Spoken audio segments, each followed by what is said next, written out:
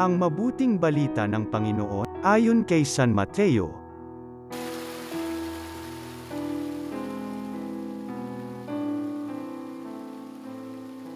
Noong panahong yun, nang dumating si Jesus sa lupain ng Cesarea ng Filipos, tinanong niya ang kanyang mga alagad, sino raw ang anak ng tao, ayon sa mga tao.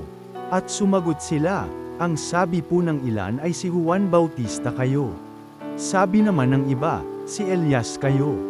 At may nagsasabi pang si Jeremias kayo o isa sa mga propeta. Kayo naman, ano ang sabi ninyo?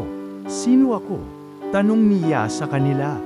Sumagot si Simon Pedro, kayo po ang Kristo, ang anak ng Diyos na buhay. Sinabi sa kanya ni Jesus, mapalad ka, Simon na anak ni Jonas. Sapagkat ang katotohanan ito'y hindi inihayag sa iyo ng sinumang tao kundi ng aking amang nasa langit. At sinasabi ko naman sa iyo, ikaw ay Pedro, at sa ibabaw ng batong ito ay itatayo ko ang aking simbahan, at hindi makapananaig sa kanya kahit ang kapangyarihan ng kamatayan. Ibibigay ko sa iyo ang mga susi ng kaharian ng langit.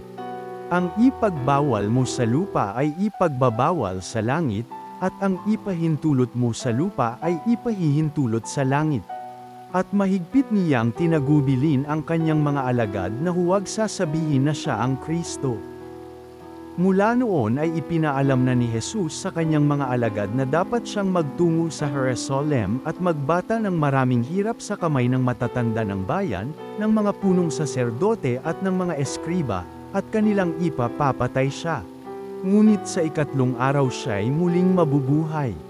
Niyaya siya ni Pedro sa isang tabi at pinagsabihan ng ganito, Panginoon, huwag naman itulot ng Diyos. Hindi po dapat mangyari ito sa inyo. Ngunit hinarap siya ni Jesus at sinabihan, lumayo ka, Satanas. Hadlang ka sa aking landas. Ang iniisip mo'y hindi sa Diyos kundi sa tao. Ang mabuting balita ng Panginoon.